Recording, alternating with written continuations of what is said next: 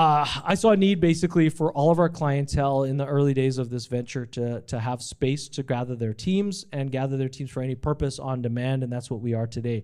That's the platform layer. On top of that is a service layer. Some of it includes what Igor over there in the booth's doing, and you might have noticed there's cameras mounted in the ceilings.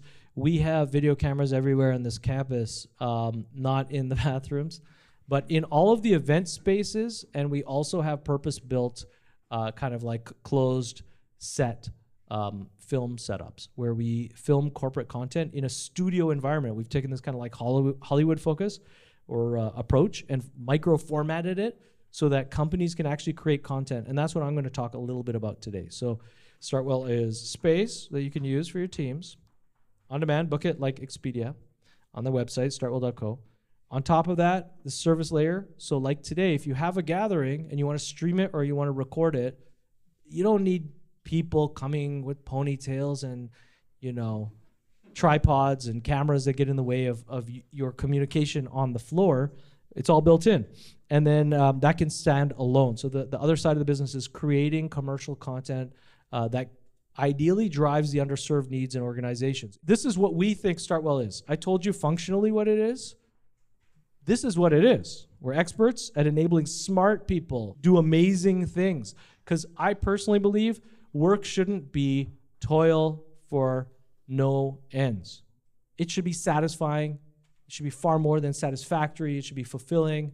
It should let everyone that you work with enjoy working with you. And it should be cool. You know, everyone should be feeling really, really awesome about their job. When you talk to your kids about your work, you should never apologize for what you do. If you do, change your job. It's bullshit what you do. Don't waste your life. That's what I believe. That's our ethos here at StartWell. And so we help people that are trying to do cool shit really get together to exponentialize their efforts through communication that can only be framed in a context of comfort and satisfaction. If you're in, someone mentioned to me earlier today, when they came here, they thought it would be more corporate. They said, wow, this is not what I thought. This is really cool and comfortable. This isn't like super air conditioned and hotel-y. So question to the floor, are you content or content? Kind of lame, right? I'm a dad, she's 6, you know. So I think this is fundamentally what I want to talk about today. And it's interesting because it's a topic that typically will get reserved for people in marketing. And fundamentally in some of these companies that you belong to or work with or for or own, there's a huge problem culturally in corporate Canada where we have this division of labor that doesn't necessarily add up to streamlined functionality, doesn't add up to quick paths to revenue and agility, right? You shouldn't have these divisions of labor that are set by departments with budgets that are pre-allocated at least quarterly, if not annually, that are not integrated, that don't allow for multi-departmental communication in an ad hoc fashion. My take. Oh, wait, it's not just my take. What's this? Did people get an email today? What did it say? Who here got this email and read it? Fuck, nobody, eh? They got it, they didn't read it. That's okay. It's because it's got red or, you know, dark, like mauve, what is that? Lettering, which is horrible. If you're a designer, you'll tell you'll tell people like Pavilion not to do this. That screams subconsciously, don't read me. Because it's like rent is due or Toronto Hydro or something. I'll read it to you because you haven't read it yet. So the top line email says, second paragraph, GTM, right? Go to, free food for everyone. GTM feels broken and the metrics that GTM machines churn out validate this feeling. CAC is up, right? Cost of user acquisition is up. Retention is down. So you're spending more money to get people in the door and fuck, they're not sticking around. And board meetings feel like chewing glass. Chewing glass for most CXOs, right? It's true. It's like everyone's frustrating if you have to drive revenue in a big team. And there's a number of reasons. And of course, read the email and all the links. You'll get more information. Not from me. I didn't write it. Clicker. Next. Igor. Next. Ah! There. Okay. Hey, no. Go back. You driving this? Yeah, I'll let you drive this. Okay, so what is this one, this fun little poem? This is a poem we all know, okay? Everyone gets marks, all right? We're all egalitarian here. But to whomever can raise their hand to explain this to me in the framework of revenue, wins. Anyone? Seriously, like this is really easy. Because I'm giving you the floor. I'm not telling you the answer. You know the shit that like you tell kids it's all some weird stuff that was born out of like the plague or something? You know that one, right? Ring Around the Rosie. It's a plague song. No? About everyone falling down and dying. Okay, so look, the way I look at this little piggy went to the market. Okay, someone, case A, goes to the market. Case B stays at home, right? So case A, who went to the market, got some food from the market, right? They transacted and were able to kind of acquire the means to sustenance. And then the next one, well, they didn't have anything because they just stayed home watching Netflix, right? And the I mean, okay, so they had fun. I don't know, the market. The point is the market. I put that in there because the market, what is the market? And we're going to get into that. I will say this, zombies don't need to eat, okay? Little social critique here from me. I don't know who shares it. Lift your hand or raise your glass if you do. But I think we're at a really interesting juncture in corporate Canada, in the economy, and if you're talking about macroeconomics and how it all trickles down into particular industries, it's pervasive, okay? We live in a monopolistic society where the top kind of leaders in each class of industry in this country have moats around them that you can't fuck with, right? So now you might work with those people and then you got it easy. Yeah, we're just inbound and retention based, right? But if you need to cross that moat and you're a competitor, right? You're a challenger brand, it's tough. There's crocs. You're going to drown. It's really tough. Also, we're all friends. We're Canadians. Why are we fighting? Do we do that? No. We collaborate, right? We're good people. Maybe not. Tragically, hip are over. He died. So I think the thing that people have to remember is that the companies that persist despite cash flow, right? They don't need to eat. They don't need to eat. If you're a public company, flush with cash, you went public, you raised a bunch of money, you stole it from the people who had faith in you. However you want to frame that ideologically, right? You raised capital from people who believed in your ability for your stock price to go up, and then they'll dump you. Yeah, you got some money in the bank, but what does that mean? And if it's so much that you could never earn it, who the fuck cares? Like, really. Like Uber. Let's talk about Uber for a second. Uber sucks, right? Because what do? They cannibalized an industry globally. They had to be global. They had to make it so big that they would push people out of a living in order to make them into their slaves, right? And then pervade every industry that they could to try and grab revenue any which way they could to just justify their stock price and their brand equity. And once their brand equity was ubiquitous enough to be at a place where the whole world championed their cause, as it was aligned with the future of the world, and humans love this narrative, right? We want to go forward. Everyone's buying the same story, and like that company did it. It celebrated breaking even, right? Does anyone know this? They're profitable. Woo! They're month-on-month profitable. They're like 600 billion down, but they're profitable, So they'll make it one day. Okay. So I say all this stuff, and it sounds like I'm being harsh on things, but like I'm framing it, and you'll see what I mean. All right, cool. So I said this already. I think it's a lie that sales is just a business unit, and I hope you all believe this, because I don't think sales should operate in a silo. It's all difficult. It's super difficult to sell stuff to people, especially if you're like B2B and building teams that are supposed to believe in the function that they're performing at the company. If they're all like SDRs on the phone trying to emulate some Glengarry, Glen Ross bullshit, right? And we all see this stuff, like 24-year-old cokeheads, like legit. I've seen it many times.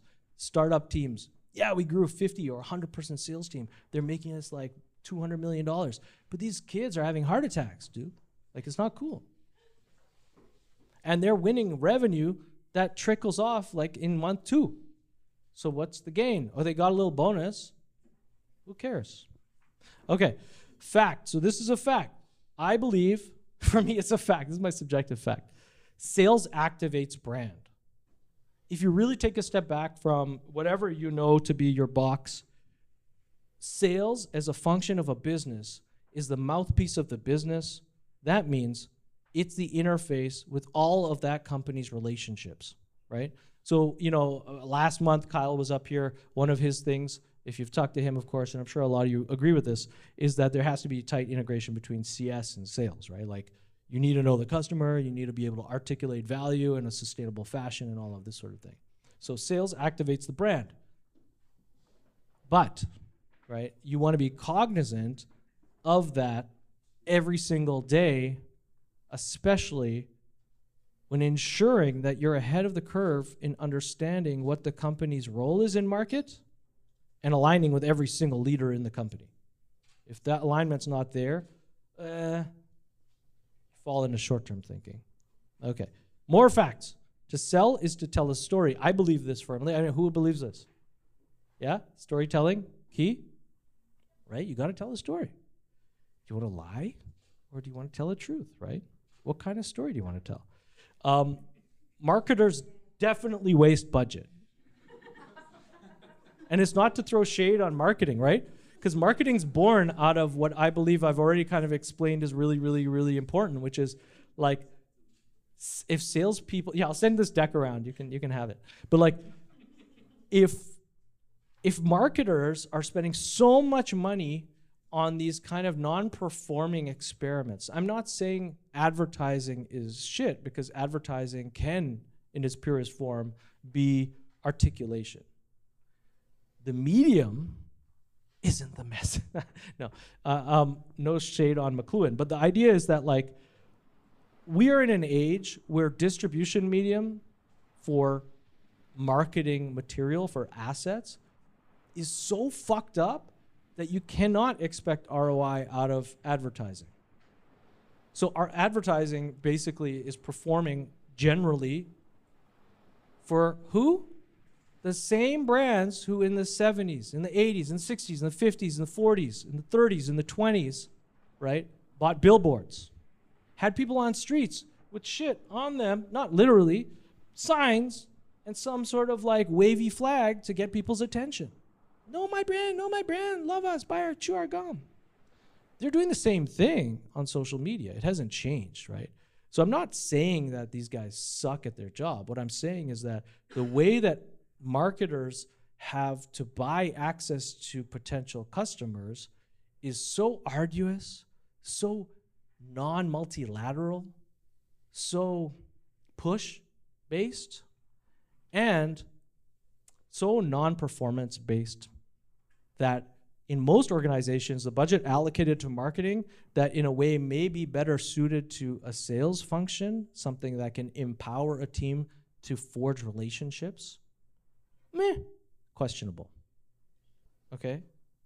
The time for marketing to drive sales as a reliable function in like 95% of businesses is over, right?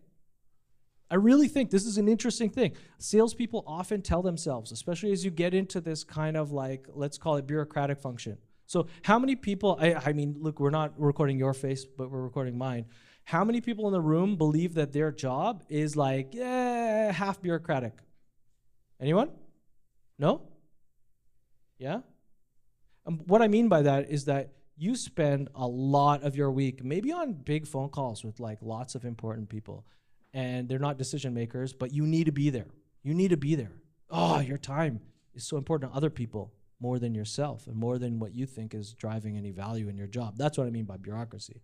It happens. The bigger your team grows, you might feel like you're chuffed up. I'm growing a big team. They're doing all this cool stuff. I'm doing all this work that has ripple effects. But the truth of the matter is like, well, we'll get to it. But I believe anyway that salespeople can be more empowered than marketers in being able to drive revenue. And the most important thing for any company, of course, for the most part, is not driving revenue, but driving sustainable revenue, especially if you're in any kind of like SaaS or subscription-based business. You need to ensure that that money keeps coming in and people rely on you. If you're a startup, how many people work for startups? Yeah, right? Right? How many people's boss is half their age? No, don't answer this. Okay. I feel older than I look. Okay, so this goes back to StartWell's ethos, my whole view on the world and everything. I believe sellers must represent companies to speak truths that build trust and enable relationships. The truth part, really important.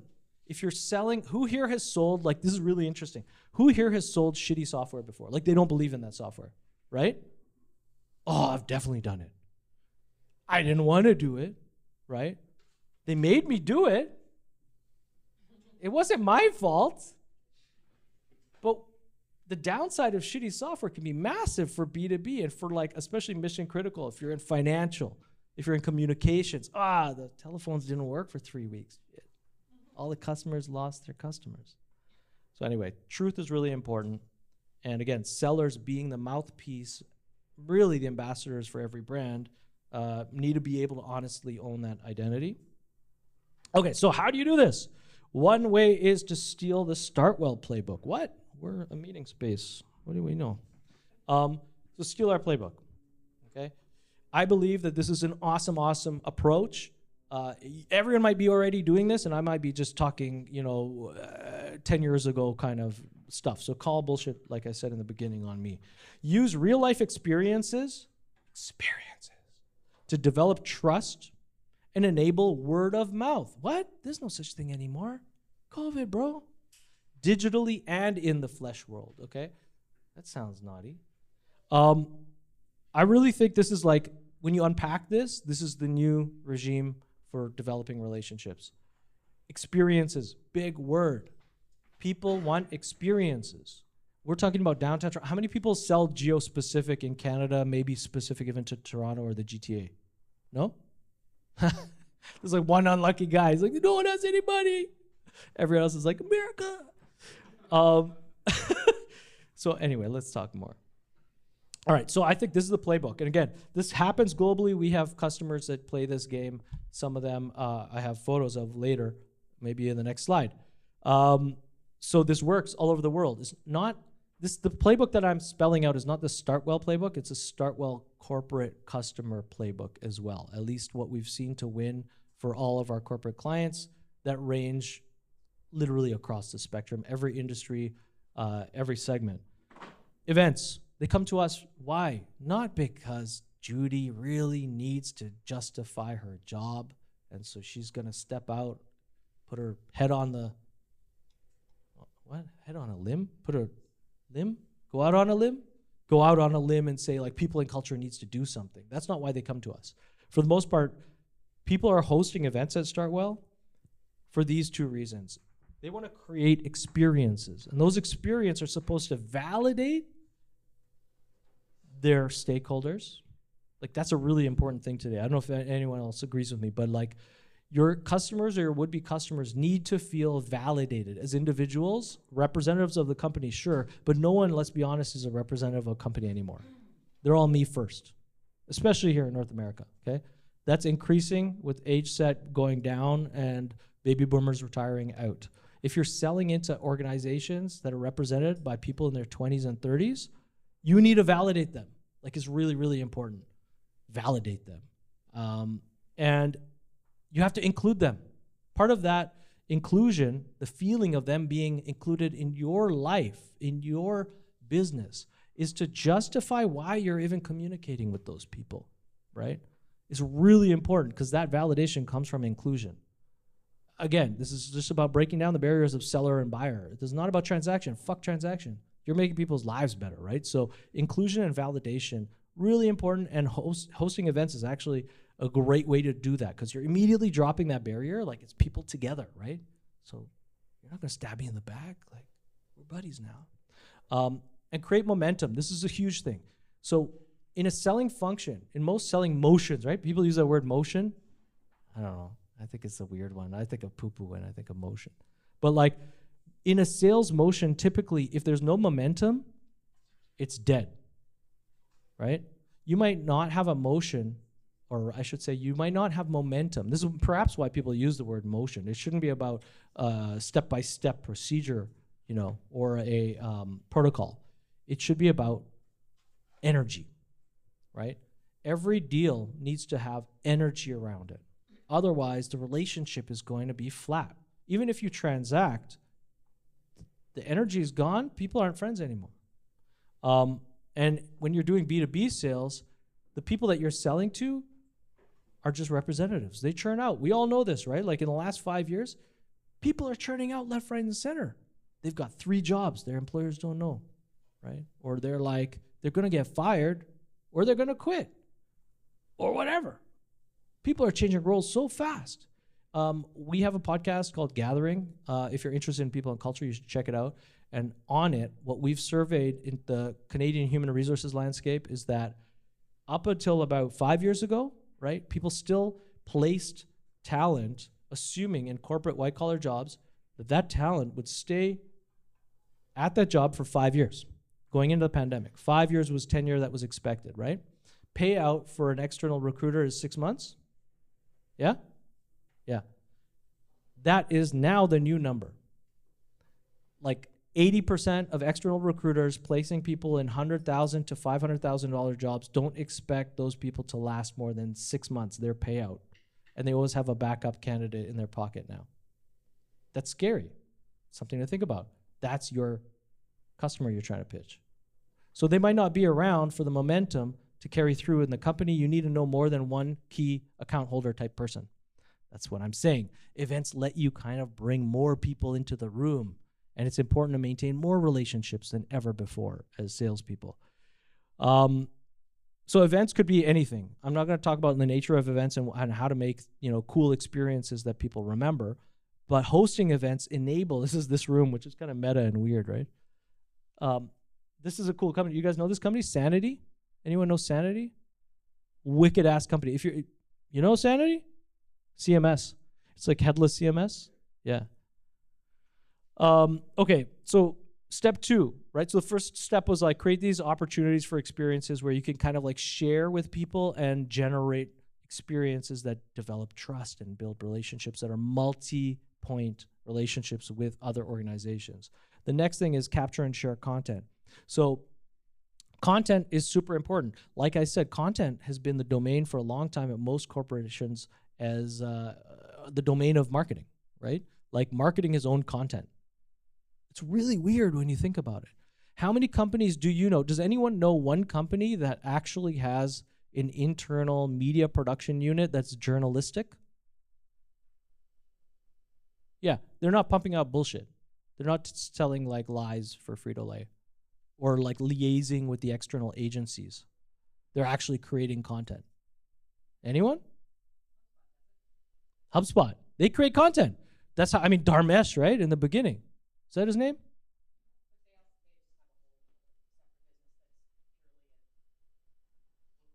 Yeah. Yeah. Yeah. So like it's really important, right? Content.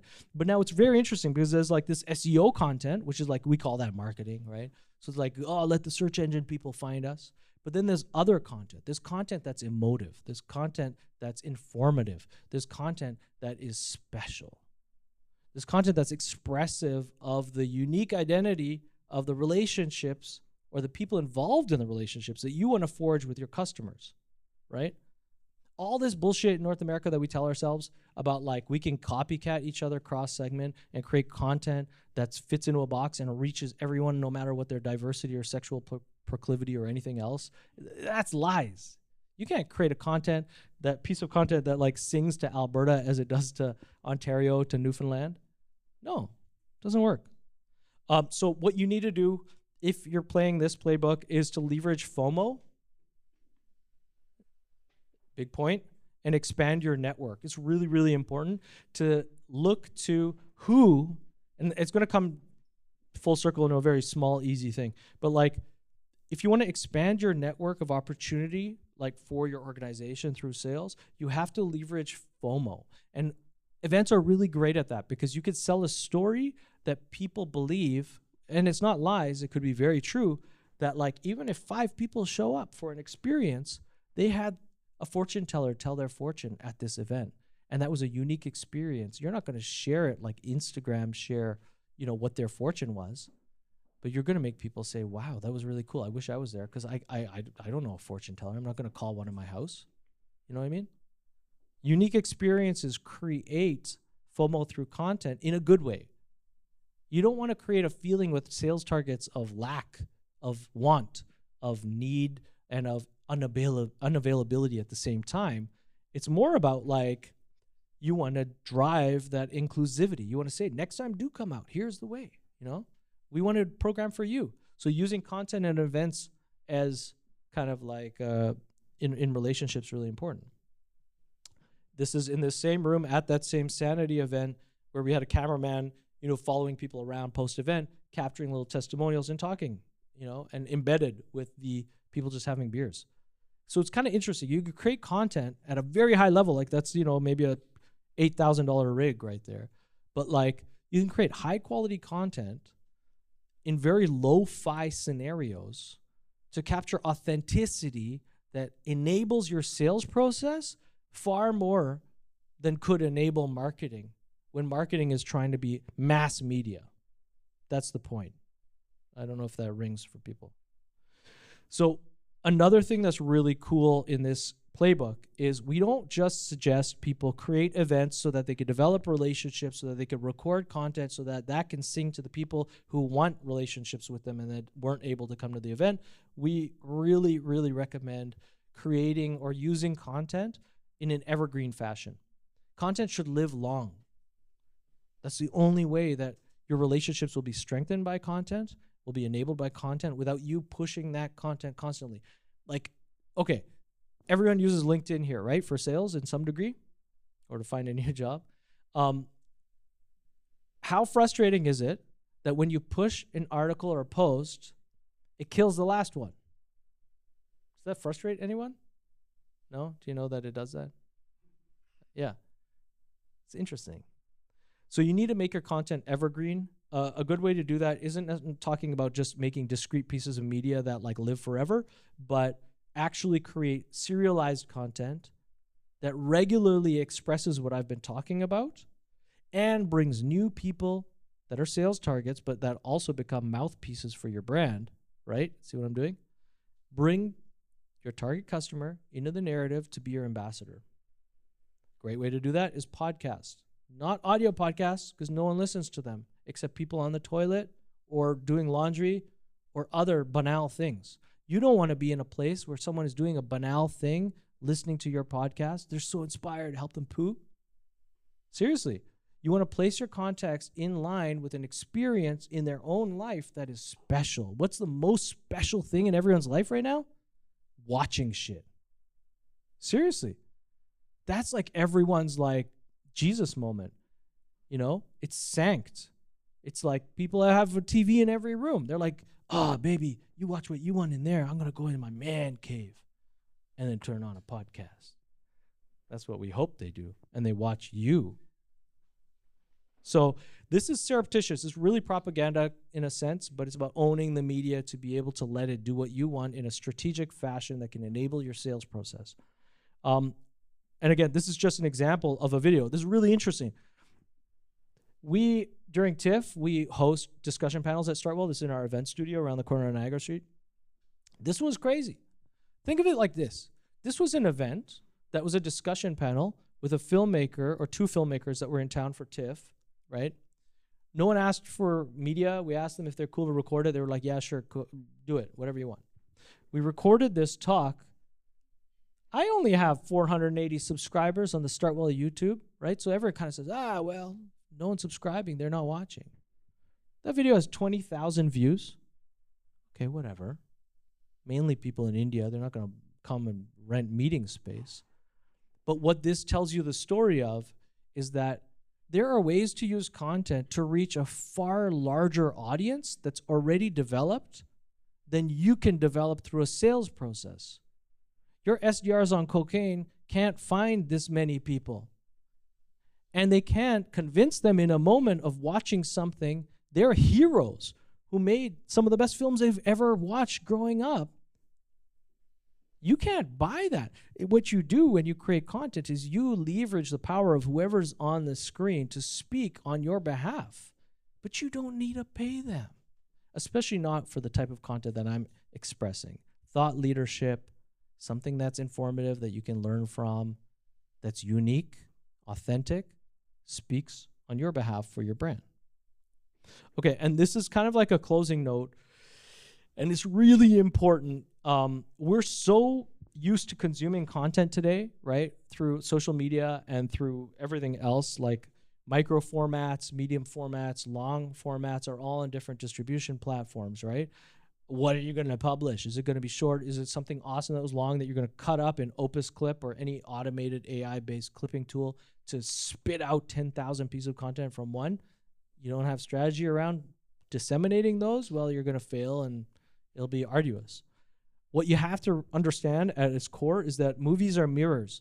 When people watch something, okay, this is really interesting psychologically. When they watch human characters on a screen, they see themselves in those characters.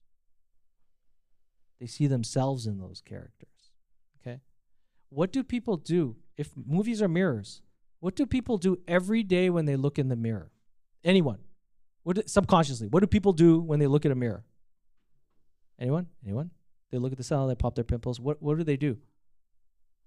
They lie to themselves. Every day. And it could be cool. It's like to chuff yourself up, right? Get yourself going.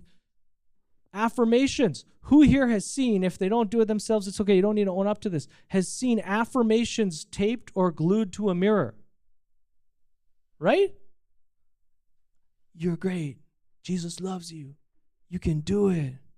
Wake up later tomorrow. I don't know. Whatever it is, that's interesting.